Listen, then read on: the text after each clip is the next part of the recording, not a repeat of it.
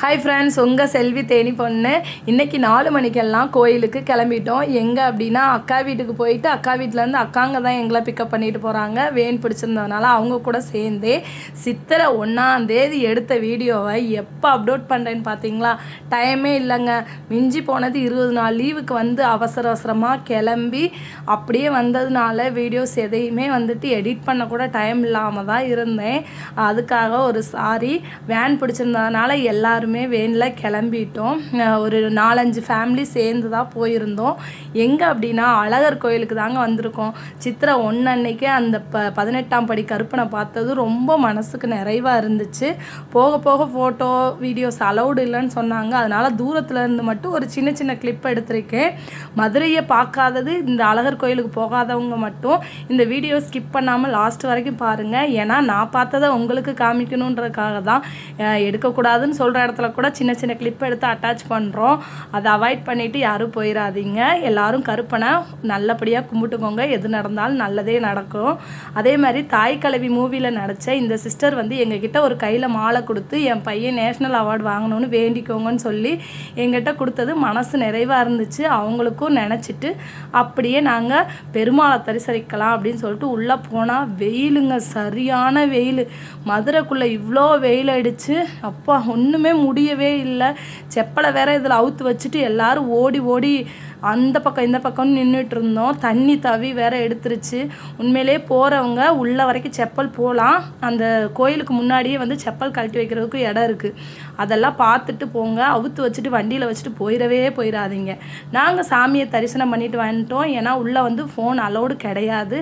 அதனால் எடுக்கலை வீடியோஸ். அப்படியே நம்ம தீர்த்த கிணறுக்கு கிளம்பலான்னு சொல்லிட்டு நான் பார்த்துருக்கேன் 2-3 தடவை. என் ஹஸ்பண்ட் தீர்த்த கிணறை பார்த்ததே இல்லையா. அதனால் சரின்ட்டு கிளம்பிட்டோம்.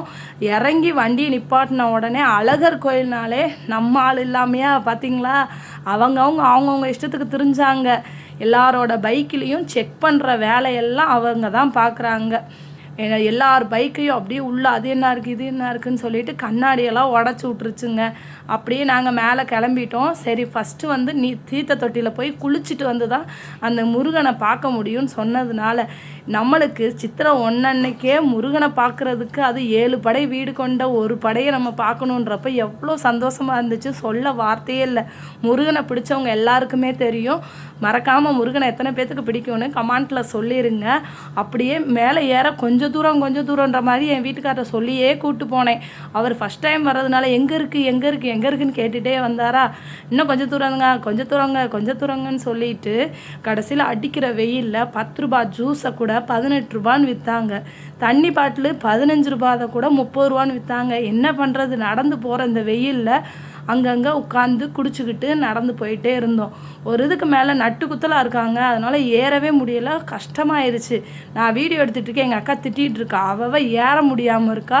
அங்கிட்டு வீடியோவை தூக்கிட்டு வந்துட்டேன்னு அவளை வேற காமிச்சு அவளுக்கு கோபமாயிருச்சு. இருந்தாலும் சரின்னு சொல்லிட்டு எல்லாரும் மேலே ஏறிட்டோம். எந்த திங்ஸையுமே கையில் வைக்க விட மாட்டேங்குது. குரங்கு பிடுங்கிட்டு போயிடுதுன்றதுனால எங்கள் கையில் வாட்டர் பாட்டிலை கூட குடிச்சிட்டு நாங்கள் தூக்கி எறிஞ்சிட்டோம்.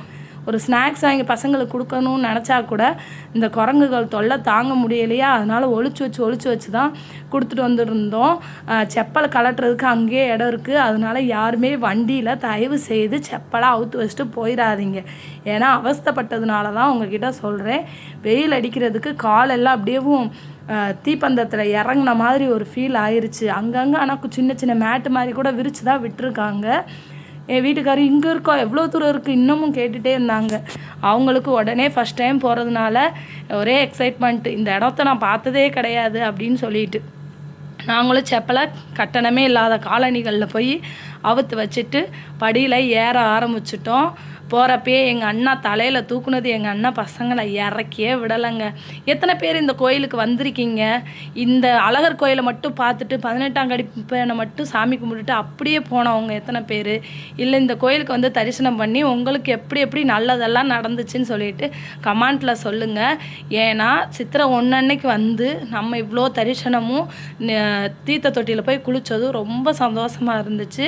இந்த கோயில் பேர் இந்த இது தீர்த்த தொட்டின்னு மட்டும்தான் எனக்கு எனக்கு தெரியும். இதுக்கு வேறு பேர் இருந்தால் கூட கமெண்ட்டில் மறக்காமல் சொல்லிடுங்க. இங்கே வந்து மேலே கேன் வாங்கலான்னு பார்த்தா சின்ன கேன் கூட 50 ரூபான்ட்டாங்க.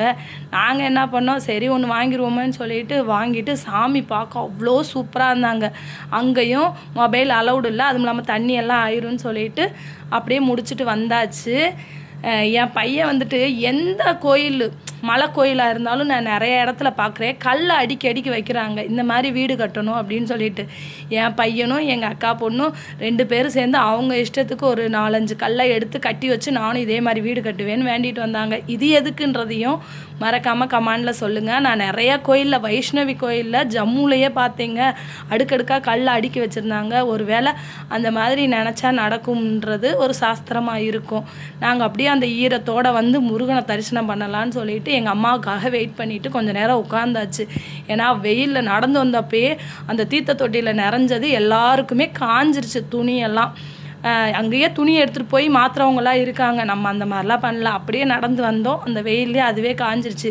முருகனை பார்க்குறதுக்கு மட்டும்தான் அலௌடு, உள்ள மொபைல் அலௌடு கிடையாது. அதனால் முருகனை பார்த்துட்டு சித்திரை 1ன்றதுனால நம்மளும் ஒரு விளக்கேற்றி வச்சிடலாம், நல்லதெல்லாம் நடக்கட்டும், நம்ம சப்ஸ்கிரைபர் எல்லாருமே நல்லா இருக்கட்டும் அப்படின்னு சொல்லி வேண்டிட்டு நம்மளும் விளக்க போட்டுட்டு இந்த இடத்தவே நான் வந்து இன்றைக்கி தான் சுற்றி பார்த்துட்ருக்கேன்.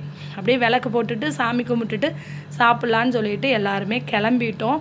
நல்ல தரிசனம், உண்மையிலே சாமியை பார்த்துட்டு நிம்மதியாக இருந்துச்சு. அப்படியே மதுரை பாண்டி கோயிலுக்கும் வந்துட்டோம். ஈவினிங் டைமாக அப்படியே சாமி கும்பிட்டுட்டு அப்படியே மதுரைக்கு ஒரு பாய் சொல்லிவிட்டு தமிழ்நாட்டுக்கு ஒரு பாய் சொல்லிவிட்டு கிளம்பிட்டோம். வீடியோ எப்படி இருந்துச்சுன்னு மறக்காமல் கமெண்டில் சொல்லிட்டு போங்க.